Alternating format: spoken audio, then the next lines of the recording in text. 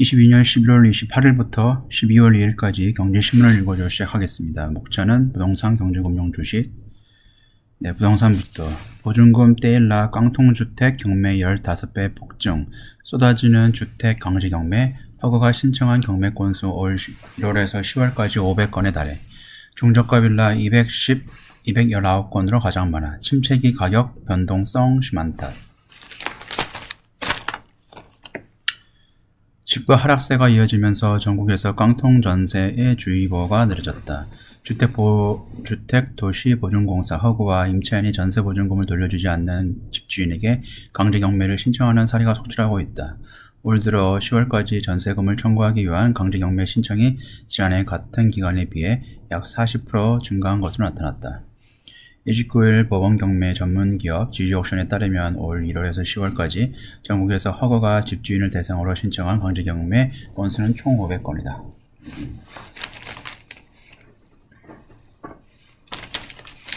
실제 개인이 직접 강제경매를 신청하는 데는 현실적인 어려움이 따른다. 강제경매를 신청하기 위해서는 채무자에게 지급명령을 송달해야 된다. 허구는 공시송달이라는 것은 송달 서류를 게시한 뒤 일정 기간이 지나면 송달된 것으로 간주하는 제도를 이용할 수 있지만 개인은 송달에 필요한 주소를 확보하는 데 어려움을 겪을 수 있다. 집주인이 고의로 송달을 피하는 경우도 많다. 여기에 대해서 말씀을 드리자면은 제가 예전에 한 2-3년 전에 공유물 분할 청구 소송을 했었어요. 근데 법원에서 만약에 그 채무자 아니면 뭐 공유권자에 대해서 만약 주소가 모르면은 보정명령서가 나오거든요. 그래서 그 주소를 다시 또 뭐 동사무소 찾아가가지고 뭐 예전에 뭐 낙찰을 받았으니까 제가 이해관계인이 되는 거잖아요. 그래서 그때는 그 사람들에 대한 뭐 가족관계 뭐 필요한 거를 아마 신청을 해서 받을 수가 있어요. 그래서 뭐 보정명령서를 와가지고 주소를 보정한 다음에 송달을 할 수가 있는데, 여기에서 말하는 거는 집주인이 고의로 송달을 피하면은 저희가 이게 경매가 진행이 안 된다는 뜻입니다. 임차인이 불가피하게 주택을 구입하게 될 경우 다른 주택을 매수할 기회가 사라질 수도 있다.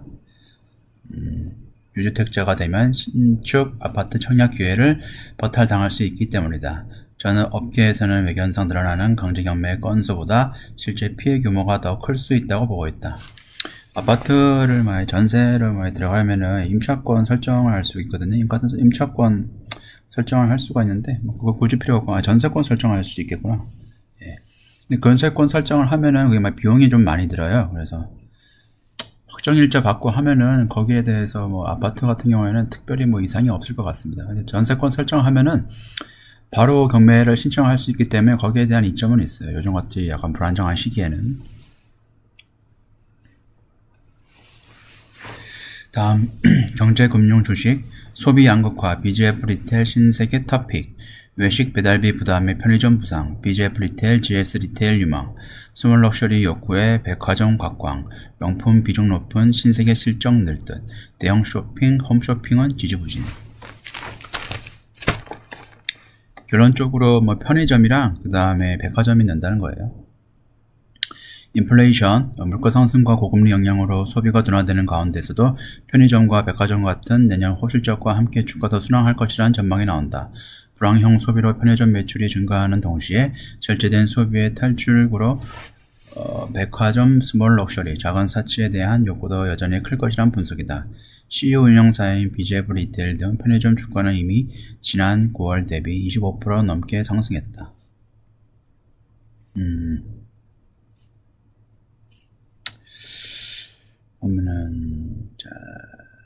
주서식품이 고성장했던 2015에서 2017년 편의점 업체의 주가 수익 비율은 PER은 25에서 28배에 달했다. BGF 리테일과 GS 리테일의 내년 기준 PER은 각각 13.3배, 11.2배 수준으로 2019년 각각 19.3배, 19.8배보다 더 낮은 수준이다.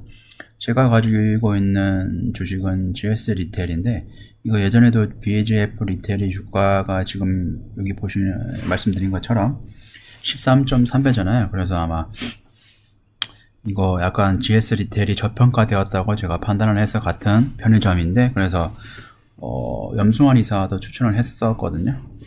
근데 실제적으로 보니까 편의점은 BGF 리테일은 온전히 편의점이고 GS 리테일은 편의점뿐만 아니라 이것저것 많이 건드렸어요. 그래서 성장주 위주로 해가지고 GS 리테일에서 뭐 홈쇼핑 해가지고 많이 건드렸는데 보니까 그게 돈이 안 되는 것 같아요. 그래서 GS 리테일이 편의점, 온전히 편의점이기 때문에 주가 수익률, 주가 퍼포먼스가 훨씬 더 GS 리테일보다 좋았습니다. 업종 평균 33% 대비 럭셔리 제품 매출 비중이 높은 신세계가 백화점 3사 가운데서도 유망주를 꼽힌다. 중국의 리오프닝 현실화한다면 주가 모멘텀은 더욱 강화될 것이라고 말한다. 편의점 같은 경우에는 그 외식 배달비가 많이 들어가가지고 요즘 성향이 편의점 많이 사러 간다고 얘기하더라고요. 두 번째, 높은 변동성 침체의 시대 온다. 헬스케어 에너지 나눠 담아라. 블랙록 대안전기 끝났다. 향후 6개월간 선진국 증시 부진. 블랙록이 보니까 뭐 운영하는 자금이 1경 몇천 조인가 그렇더라고요. 근데 이 금액은 거의 연준이 운영하는 금액보다 많다고 얘기를 합니다. 내년 연착륙 가능성 거의 없어. 변동성 커져. 바벨 전략 중요. 유럽 정유사 실적 대비 저평가. 장기적으로 우려 관련주 유망. 지난 40년간의 대안전기는 끝났다. 높은 변동성과 침체의 새 시대가 온다. 세계 최대 자산운용사 블랙록은 30일 현지 발간한 내년 글로벌 경기전망 보고서에서 이같이 진단했다. 새로운 시대엔 새로운 투자 교본이 필요하다며 경기 순환주와 경기 방어주에 나눠 탄력적으로 포트폴리오를 짜야 한다고 했다. 구체적인 투자 분야에서는 에너지와 헬스케어, 단기 국채와 투자 등급의 채권을 눈여겨보라고 조언했다. 내년 연착륙은 가능하지 않다고 본다며 치솟는 물가를 둔화시키려면 경기 침체가 필요하다고 분석했다. 앞으로 6에서 12개월간 선진국 주식 시장은 부진할 것으로 보고 비중 축소를 권고했다.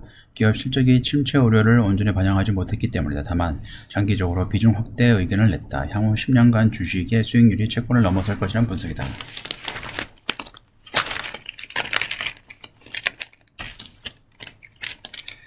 바벨 투자 전략을 세우라고 한다. 경기에 민감한 섹터와 안정적인 섹터로 나눠 포트폴리오를 구성하라는 조언이다.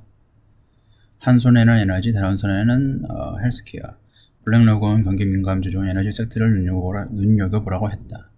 에너지 기업들의 밸류에이션과 밸류에이션은 실적 대비 주가 수준을 얘기하는 거고요. 친환경 전환 등이 투자 매력을 높이는 요인이라고 분석했다.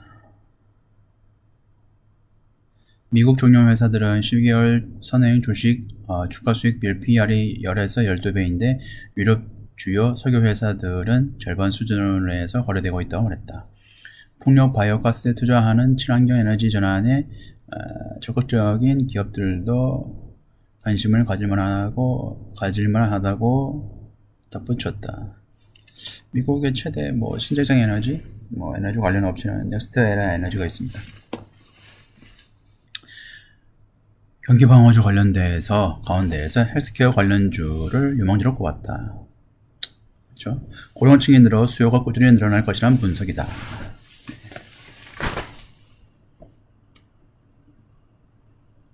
다음 정한면 10년 독주 제동 걸린 미국 증시. 내년엔 중국 인도 뜬다.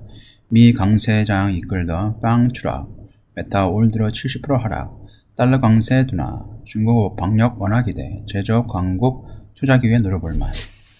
구이조 마오타이주 등 중국 리오프닝주 원자재 수혜 인도네시아 유망.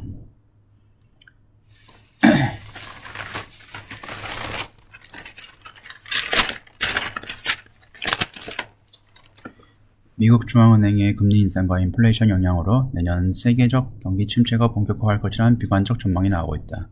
이런 가운데서 달러 강세와 중국의 방역 정책 완화 기대감으로 그간 저평가된 미국 외 다른 나라에서 투자 기회를 찾아줄 수 있다는 주장이 힘을 얻고 있다. 전문가들은 한국, 중국, 인도 등을 비롯한 제조업 강국을 중심으로 투자 기회를 모색하라고 조언했다. 금융투자업계에 따르면 최근 글로벌 투자은행들은 미국 경기 침체로 내년 S&P 500 지수가 현재 수준인 4,000대로 떨어질 것이라는 전망을 내놨다. 모건스탠리는 3,000대 초반, UBS는 3,200에서 바닥을 칠 것이라 예상했다. 골드만삭스는 반등을 하더라도 현재 수준인 4,000이 상단일 것으로 내다봤다. 메타는 연초 이후 66.8% 하락해 가장 낙폭이 컸고 넷플릭스 마이너스 51%, 아마존 마이너스 44%, 알파벳 마이너스 32%, 애플 마이너스 17%로 뒷걸음질 쳤다. 반면 다우존스 산업평균 지수는 연초 대비 지난 23일 6.54% 하락하는 데 그쳤다. 최고점 대비 6.54%예요. 이건 뭐 한 2, 3일 오르면 다 오르겠네요. 이게.